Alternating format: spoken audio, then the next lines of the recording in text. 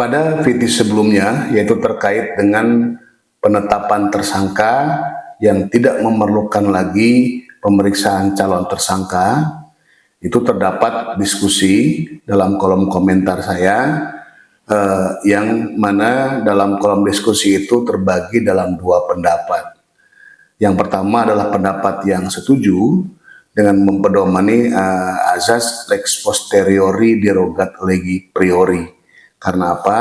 Karena Undang-Undang Nomor 8 Tahun 81 tentang KUHP yang lama itu sudah dihapus atau sudah dicabut dengan ketentuan Undang-Undang Nomor 20 Tahun 2025 ya, tentang KUHP yang baru. Tetapi yang tidak setuju itu menyatakan bahwa meskipun kewajiban pemeriksaan sebagai calon tersangka itu tidak tercantum dalam amar putusan MK nomor 21 tahun 2014 tersebut, akan tetapi pendapat mahkamah sebagai ratio decidendi atau pendapat yang nanti akan dijadikan pedoman dalam putusan itu mengikat, sehingga meskipun undang-undangnya dicabut tetapi pendapatnya tetap berlaku bagi undang-undang yang baru. Namun hal tersebut tentunya merupakan pendapat hukum yang setiap orang silakan saja berpendapat, akan tetapi kalau bagi saya sendiri dalam menganalisa suatu perkara, saya selalu berpedoman kepada azas legalitas di pasal 1 ayat 1 KUHP baik yang lama maupun yang baru, yaitu nulum delictum nulla puna sine praeve lege punari. Terutama saya jabarkan dalam 4 makna azas legalitas, yaitu baik lex praevia, lex scripta, lex serta maupun lex stricta. Jadi saya berpendapat bahwa putusan Mahkamah Konstitusi nomor 21 PU 12 Romawi 2014 adalah merupakan pengujian atau judicial review terhadap beberapa pasal dalam Undang-Undang Nomor 8 Tahun 81 atau kita singkat saja dengan KUHP yang lama. Yaitu yang diuji adalah pasal 77 huruf A tentang objek pra-peradilan, serta pasal 1 angka 4, pasal 17 dan pasal 21 ayat 1 KUHP yang lama tentang makna bukti permulaan. Sehingga dalam amar putusannya secara umum memasukkan penetapan tersangka, penggeledahan, dan penyitaan menjadi salah satu objek dari pra-peradilan, serta menghapus kriteria bukti permulaan, bukti yang cukup, serta bukti permulaan yang cukup diganti menjadi minimal 2 alat bukti yang sah sesuai dengan ketentuan pasal 184 ayat 1 KUHP yang lama. Pemeriksaan calon tersangka tidak masuk ke dalam amar putusan MK nomor 21 PU 12 Romawi 2014, melainkan terdapat dalam halaman 96 sampai dengan 97 pendapat mahkamah poin 3.14 angka 5 yang menyatakan, saya bacakan, oleh karena itu dengan berdasarkan pertimbangan menurut mahkamah agar memenuhi asas kepastian hukum yang adil sebagaimana ditentukan dalam ketentuan pasal 28D ayat 1 Undang-Undang Dasar 1945 serta memenuhi azas lex serta dan azas lex stricta dalam hukum pidana, maka frasa bukti permulaan yang cukup dan bukti yang cukup sebagaimana ketentuan pasal 1 angka 14, pasal 17 dan pasal 21 ayat 1 KUHP yang lama harus ditafsirkan sekurang-kurangnya 2 alat bukti yang termuat dalam pasal 184 KUHP yang lama dan disertai dengan pemeriksaan calon tersangka, kecuali terhadap tindak pidana yang penetapan tersangkanya dimungkinkan dilakukan tanpa kehadirannya atau in absentia. Artinya, terhadap tindak pidana yang penetapan tersangkanya dimungkinkan dilakukannya tanpa tanpa kehadirannya tersebut tidak perlu dilakukan pemeriksaan calon tersangka. Ini mungkin yang nanti harus kita bahas.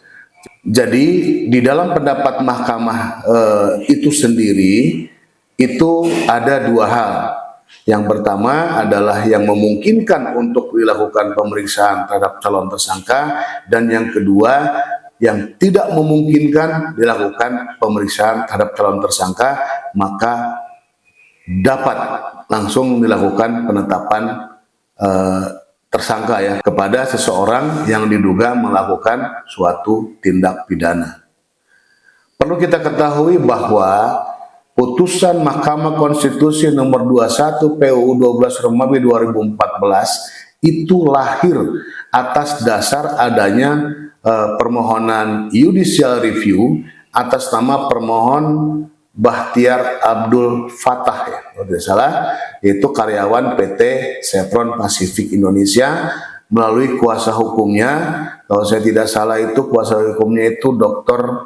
Magdir Ismail dan kawan-kawan. Permohonan itu ditujukan untuk menguji Undang-Undang 8 tahun 81 tentang KUHP yang lama terhadap Undang-Undang Dasar 1945. Putusan MK 21 2014 itu bersifat final dan mengikat sejak dibacakan tanpa memerlukan upaya hukum lanjutan. Memiliki kekuatan hukum yang berlaku bagi semua orang atau erga omnes ketika membatalkan atau menafsirkan norma undang-undang hukum formil yang wajib dipedomani oleh pembentuk undang-undang maupun penegak hukum. Fungsi daripada putusan MK nomor 21 tahun 2014 itu sendiri adalah merubah dan atau menyempurnakan norma yang terkandung dalam ketentuan pasal 77 huruf A tentang objek pra-peradilan serta pasal 1 angka 14, pasal 17 dan pasal 21 ayat 1 tentang makna bukti permulaan pada Undang-Undang 881 ya, atau KUHP yang lama.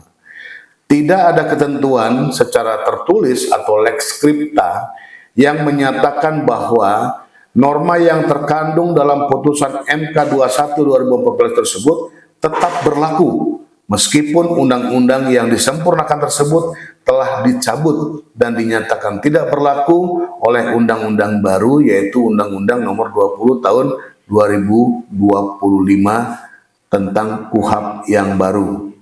Baik ketika melaksanakan ketentuan acara pidana berdasarkan KUHP yang lama maupun KUHP yang baru, penyidik tetap melakukan klarifikasi terhadap terlapor atau calon tersangka, baik dimulai dalam tahap penyelidikan dalam bentuk berita acara klarifikasi dan tahap penyidikan dalam bentuk berita acara pemeriksaan sebagai saksi.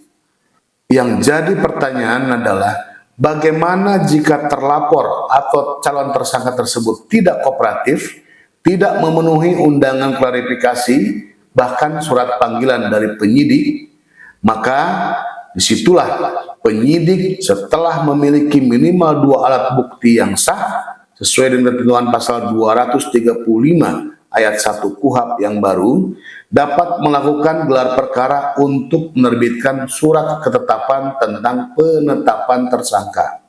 Pertanyaannya adalah, terhadap calon tersangka yang tidak dapat dimintai keterangan sebagai saksi atau calon tersangka, apakah setelah ditetapkan statusnya menjadi tersangka, apakah masih wajib dimintai keterangan sebagai saksi atau calon tersangka? Tentu tidak. Tidak ada hukum tertulis yang mewajibkan itu dalam KUHP yang baru. Bahkan, kalaupun kita merujuk kepada pendapat mahkamah yang tercantum di dalam poin 3.14 angka 5 sebagai rasio desidendi pada putusan MK 21 2014 pun menyatakan bahwa terhadap tindak pidana yang penetapan tersangkanya dimungkinkan dilakukan tanpa kehadirannya maka tidak perlu lagi dilakukan pemeriksaan terhadap yang bersangkutan sebagai calon tersangka. Disitulah kita di sini harus memilah. Jadi pada umumnya, pada intinya, baik pada KUHP yang lama ataupun KUHP yang baru, itu penyelidik ataupun penyidik tetap melakukan pemeriksaan kepada terlapor, baik sejak saat penyelidikan maupun sejak saat penyidikan. Akan tetapi itu situasional.